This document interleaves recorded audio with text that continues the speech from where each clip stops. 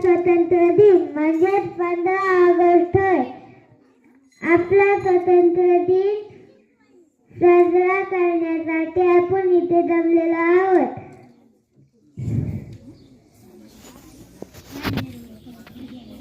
आपला तिरंगी झेंडा आकाशात मोठ्या अभिमानाने फडकवतो,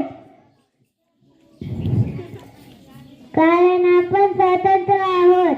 आपला देश इंग्रजांच्या तावडीतून सोडवण्यासाठी अनेक महापुरुषांनी आपल्या प्राणांची आहुती दिली. मी त्यांना शतशः नमन करतो. आपला तिरंगी झेंडा आकाशातून फडकत राहो अशी आशा बाळगतो. ध्वज उंच धरू, ध्वज उंच धरू.